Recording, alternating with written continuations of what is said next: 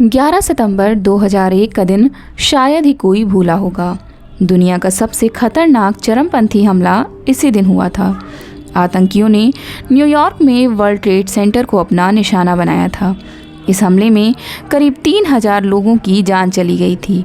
इस हमले से न केवल अमेरिका बल्कि पूरी दुनिया दहल गई थी। इसे दुनिया के सबसे खौफनाक आतंकी हमलों में गिना जाता है। 11 सितंबर 2001 की सुबह अल-कायदा के आतंकियों ने 4 विमान हाईजैक कर लिया था। इनका मकसद विमान को अलग अलग ऐतिहासिक स्थलों पर क्रैश कराने का था। सबसे पहला plane crash American airline flight 11 का हुआ, जो न्यूयॉर्क शहर में सुबह 8:46 पर वर्ल्ड ट्रेड सेंटर के उत्तरी टावर से टकराया था। ठीक इसके 17 मिनट बाद यूनाइटेड एयरलाइंस फ़्लाइट 175 दक्षिणी टावर से टकराई। वहीं करीब 9:37 पर अमेरिकन एयरलाइंस फ़्लाइट 77 वाशिंगटन स्थित अमेरिकी रक्षा मंत्रालय पेंटागन से टकराई और चौथी हाईजैक फ़्लाइट 93 का लक्ष्य व्हाइट हाउस या यूएस कैपिटल बिल्डिंग को निशाना बनाना था, लेकिन यात्रियों से लड़ाई के कारण आतंकियों के हाथ से विमान का नियंत्रण छूट गया और यह पेनिनसिल्वेनिया के थैंक्सविल में मैदानी इलाके में जा गिरा। चरमपंथियों ने 2 अमेरिकी यात्री विमानों को न्यूयॉर्क स्थित वर्ल्ड ट्रेड टावर की 2 गगनचुंबी इमारतों से टकराया था। इस हादसे में हजारों लोगों की मौत हुई थी। इस हादसे से न केवल अमेरिका बल्कि पूरी दुनिया दहल गई थी। तब से इसे दुनिया के सबसे खौफनाक हादसों में गिना जाता है। पूर्वी अमेरिका में उस दिन 4 यात्री विमानों को आत्मघाती हमलावरों ने हाईजैक किया था। इसके बाद उन्होंने इसका इस्तेमाल न्यूयॉर्क और वाशिंगटन की बेहद मशहूर इमारतों पर हमले के तौर पर किया। 2 विमान न्यूयॉर्क के वर्ल्ड ट्रेड सेंटर की 2 इमारतों से टकराए। पहला विमान स्थानीय समय के मुताबिक 8:46 में उत्तरी टावर से टकराया, जबकि दूसरा विमान 9:03 पर दक्षिणी टावर से टकराया। इस हादसे से दोनों इमारतों में आग लग गई। ऊपर की मंजिलों में लोग फंस गए और पूरा शहर धुएं से भर गया था। 2 घंटों के भीतर 110 मंजिली इमारत पूरी तरह से ढह गई और मलबे में तब्दील हो गई। थोड़ी देर बाद 9:37 में तीसरा विमान वाशिंगटन डीसी से थोड़ी दूर स्थित अमेरिकी रक्षा विभाग के मुख्यालय पेंटागन से टकराया, जबकि चौथा विमान 10:03 में पेंसिल्वेनिया के मैदानों में क्रैश कर गया।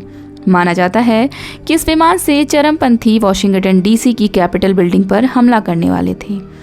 इस हादसे में कुल 2977 लोगों की मौत हुई थी। इनमें से अधिकांश लोगों की मौत न्यूयॉर्क में हुई थी। इन 4 विमानों में कुल 246 यात्री और चालक दल के सदस्य सवार थे, जिसमें सबकी मौत हो गई। वर्ल्ड ट्रेड टावर की दोनों इमारतों के गिरने से 2606 लोगों की मौत हुई। पेंटागन में हुए हमले में 125 लोगों की मौत हुई थी।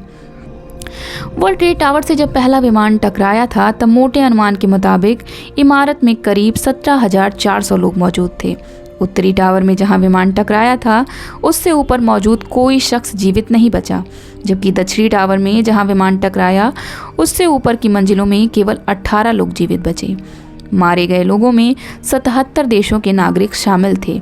इसके अलावा न्यूयॉर्क सिटी में मलबे की चपेट में आने से भी 441 लोगों की मौत हुई थी। इस हमले में हजारों लोग घायल हुए थे, जो बाद में बीमार हो गए। इनमें दमकल कर्मी भी शामिल थे। इस्लामी चरमपंथी समूह अल-कायदा ने अफगानिस्तान से इन हमलों को अंजाम दिया था। अल-कायदा प्रमुख ओसामा बिन लादेन ने मुस्लिम देशों में छिड़े संघर्ष के लिए अमेरिका और मित्र देशों को जिम्मेदार ठहराया था। अल-कायदा के 19 हमलावरों ने इस हादसे को अंजाम दिया था। 3 समूह में 5-5 हमलावर थे, जबकि चौथी टीम में 4 हमलावर शामिल थे। इन 19 में 15 चरमपंथी सऊदी अरब से थे, जबकि 2 संयुक्त अरब अमीरात के सदस्य थे। एक चरमपंथी मिस्र और लेबनान से आत्मघाती दस्ते में शामिल था।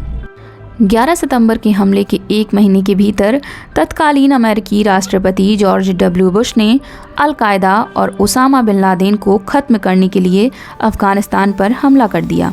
अमेरिका को इस मुहिम में दूसरे देशों से मदद भी मिली। करीब 10 साल बाद 2011 में ओसामा बिन लादेन को अमेरिकी सैनिकों ने पाकिस्तान के एबटाबाद में मार गिराया। 11 सितंबर के हमले के कथित रणनीतिकार खालिद शेख मोहम्मद को पाकिस्तान में 2002 में हिरासत में लिया गया था। तब से उन्हें अमेरिका की ग्वांतानामो बे जेल में रखा गया है। अभी तक उनकी सुनवाई शुरू नहीं हुई है। अलकायदा आज भी सक्रिय है। अब यह अफ्रीका के सब सहारा क्षेत्र में कहीं ज़्यादा मजबूत है, लेकिन इसके ज़्यादा सदस्य अफगानिस्तान में भी मौजूद हैं। 20 साल बाद अमेरिकी सैनिक 2021 में अफगानिस्तान से लौट गए। इसके बाद दुनिया को आशंका है कि इस्लामी चरमपंथी फिर से सक्रिय हो सकते हैं। 11 सितंबर के हमले के बाद विमानों की सुरक्षा व्यवस्था काफ़ी बढ़ गई। अमेरिका में एयरपोर्ट और विमानों में जांच करने के लिए स्पेशल दस्ते ट्रांसपोर्टेशन सिक्योरिटी एडमिनिस्ट्रेशन का गठन किया गया। न्यूयॉर्क में वर्ल्ड ट्रेड टावर के मलबों को हटाने में कुल 8 महीने से ज़्यादा का वक्त लगा। उस जगह मेमोरियल और म्यूजियम बनाया गया है और अलग डिज़ाइन में वहाँ इमारत फिर से खड़ी की गई। वर्ल्ड ट्रेड सेंटर की इमारत को अब फ्रीडम टावर कहा जाता है। यह पहले की इमारत उत्तरी टावर की 1368 फीट की ऊंचाई से करीब 400 फीट ऊंची यानी 1776 फीट ऊंची इमारत है, जबकि पेंटागन में नष्ट हुए हिस्से को 1 साल के अंदर बना लिया गया और वहां अगस्त 2002 से विभाग के कर्मचारी बैठने लगे थे।